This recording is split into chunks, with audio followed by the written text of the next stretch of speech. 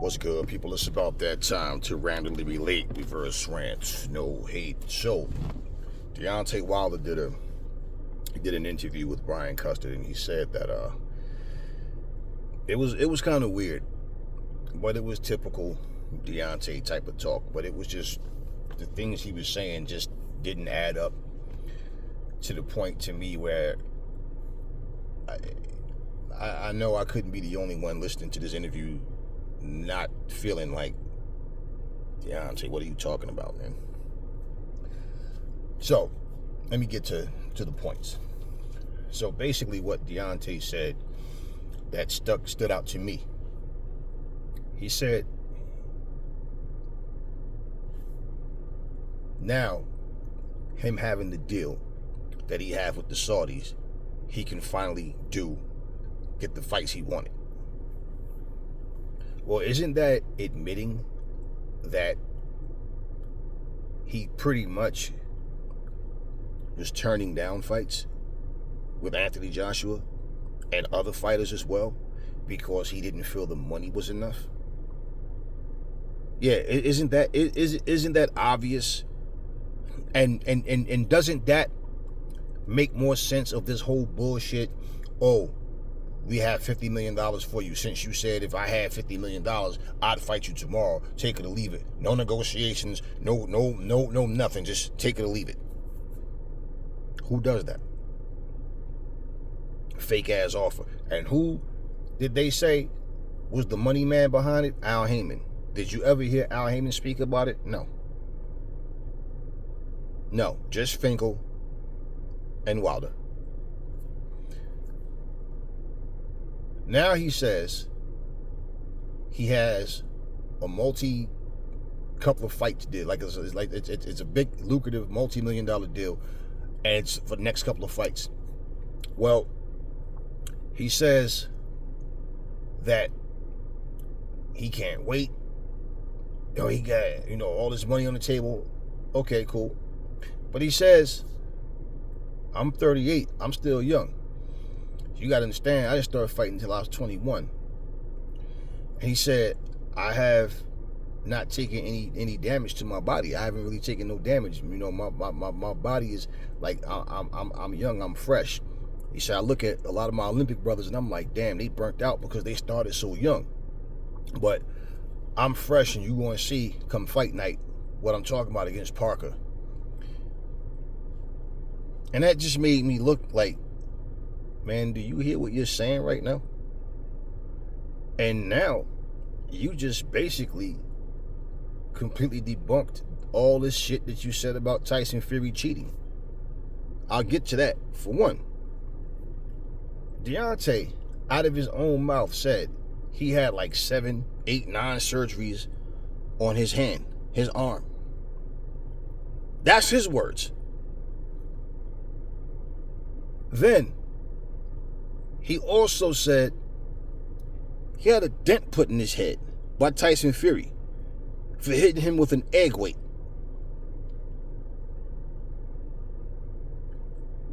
He got brutally beaten in 2 straight fights against Fury. Was knocked out. But he says he took no damage. No, let me tell you something.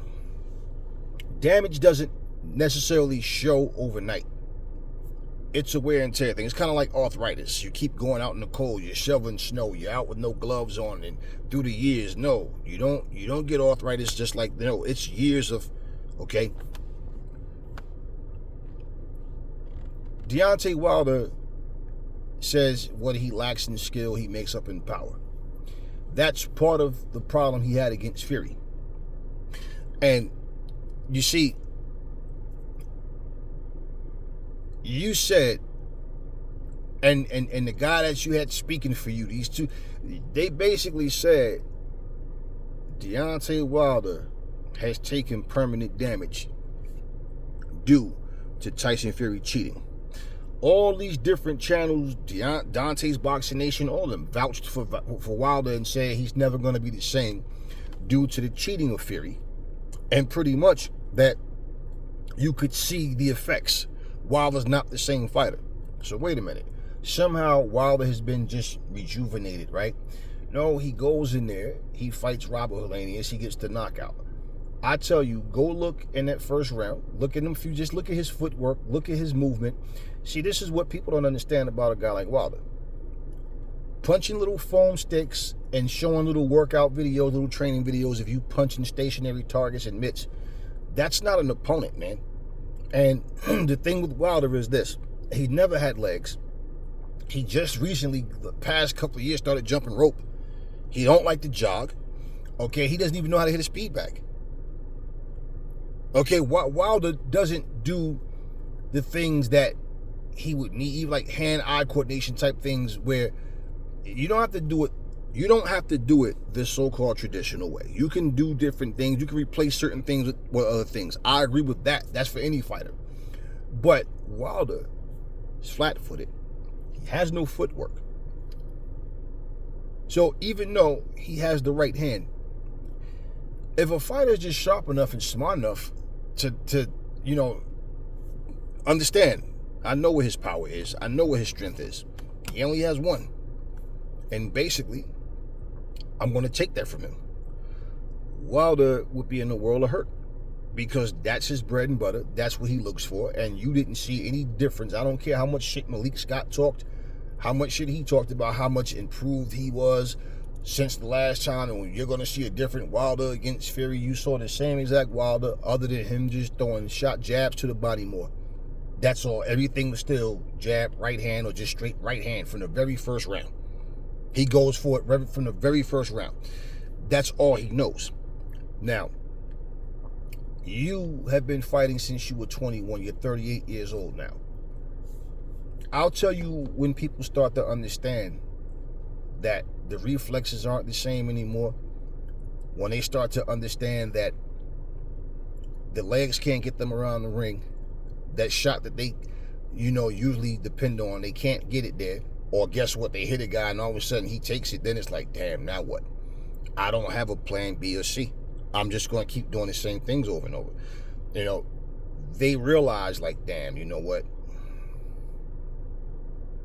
Maybe I'm losing it. They start to think about it, start to question themselves. But he said you can't compare the 38-year-olds to me because I haven't taken any damage. Well, I don't understand how a man hits you with a unpadded glove, how he put a dent in your head with the egg weight.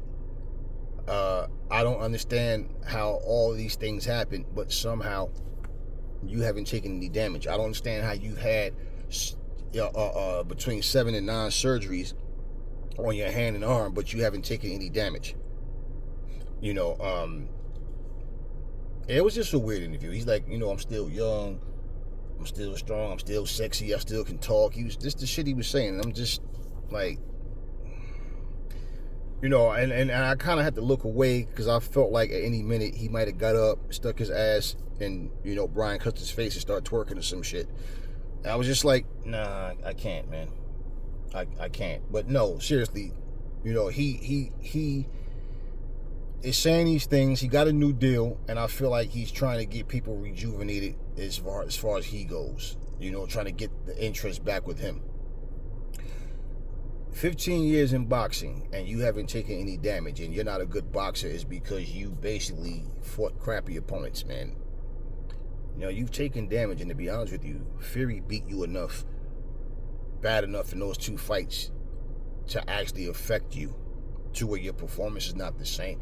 Now, hopefully the brother don't get to the point where he starts having slurred speech or starts getting brain damage or whatever, stuff like that. But just his movement, I'm telling you, just look at his movement, his legs, and then see, people were so caught up into the knockout that they completely overlooked any of that shit. Wilder at 38 is not going to do anything different from what he's been doing. And Wilder is going to depend on you to be careless, catch you slipping, and just try to land his right hand. That's all you're going to see. You're not going to see no different shit from Wilder. But him saying the things he said is just like, okay, I don't understand his thinking process. I really don't. But the logic in what he says, I don't understand how he doesn't see, like in the things he says. It's not about people hating on him. It's like, it just makes no sense. Like, I don't understand how he doesn't see it. But, and then, you know, he also said neither Canelo or Tank Davis is the face of boxing. They can't be. The only face of boxing has to be a heavyweight. And, you know, things he's talking about just made no sense. Like, first of all, when you talk about the face of boxing, if we're talking about honor and dignity and real competitive spirit, where you're talking about fighters that go in there to win and they show up and they deliver and give people their money's worth to the best of their ability. You have people that saying the face of boxing based on popularity alone. You have people that saying, oh, even if you got 2 A-class fighters but they're unknown, it's better to put lesser fighters that's far more popular in the ring because it's a bigger and more lucrative event.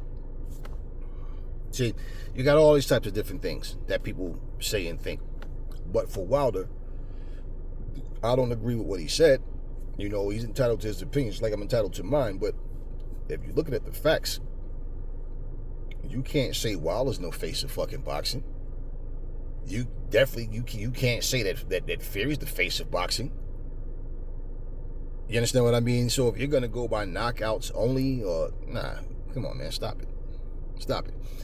And pretty much Wilder, you know, like, he likes to talk about how people always tell him that people tell him that the heavyweight division is dead without him. Yeah, your fanboys will tell you that shit.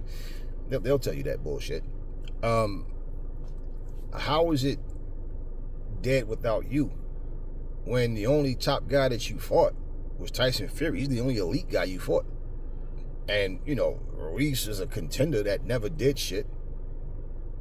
You know, Bermain Stavern was the title holder that lost it at his very first defense and pretty much could never get over the hump. I mean, so you came back and fought Hellenius, so where's the excitement? Like, you understand what I mean? People talk about, like, when you saw Tyson knocking all those people out, it's the way Mike knocked them out. The combinations, the hand speed, everything, the movement, how Mike was, you know, when you started to see Mike get tested against guys, when he started first going 12 rounds, and you seen that he could hold his own, though. He could actually fight. He was actually out jabbing the guys with longer reaches and could move, the hand speed, the head movement, the defense, the foot speed, you know, all of that stuff, the combination punching. You saw that he could hold his own. But at the same time, just like any fighter, you start to see where, okay, there's flaws there in certain areas, but who out there can exploit it? You understand what I mean? So when you look at that and you put Deontay in that same situation, well, damn, who has he fought? That's the whole point. So him fighting Joseph Parker, well, this is pretty much a statement fight for both guys. And, you know, I don't know that if Joseph Parker wins, they offer him something lucrative like they did with Deontay. I don't know if they see him as the same way they see Deontay. You know, I don't know. I don't know how they're looking at it. But again, for Deontay, it's like, you know, I mean, look, it's like for us to sit here and have video of you saying how many surgeries you had and you done this and that, and basically blaming Fury for permanent damage to your head. These are your words, man. So now to come out and say you've taken no damage is like, okay, so you made all that shit up. Yeah, because it was you and your people sitting there talking about the damage you sustained due to Tyson Fury. I don't understand how the fuck a dent is in your head, then all of a sudden it's just no longer there. And, you know, and the fact that a doctor told you it was done by an egg weight. Then the doctor was supposed to speak, the doctor never spoke. You understand? Like, all of this shit that people forget. This went on well over 2 years about the accusations with Fury and back and forth, and him calling Fury a cheater, telling him he don't respect him because Fury's a cheater. We always knew what time it was at Fury. And, you know, now all of a sudden your body's fresh and nah. It's positive thinking, but when you see Deontay, it doesn't have to be a fight where he's taking damage and giving damage. No, all it takes is for somebody to just be sharp. And you'll see the reflexes.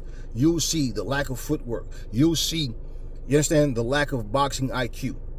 He has nothing but the right hand. And the reason why I'm emphasizing on that is because if you're in a brawl with somebody, right, and you guys are, it's like Ron Lyle versus George Foreman type of thing.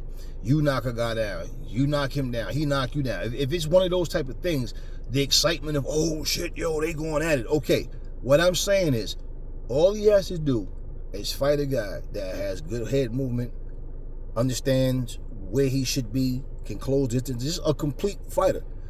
He doesn't even have to be great. Just a good basic fighter. You will see just how flawed Deontay is. And the first thing people will start saying is, nah, man, it's because Deontay's getting old.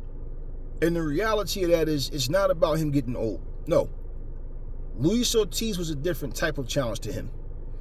And Luis Ortiz, the thing with Wilder, he does have the patience.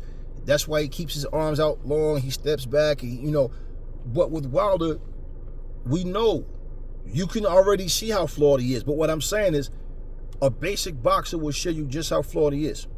But with Luis Ortiz, Ortiz just couldn't get to him the way he needed to.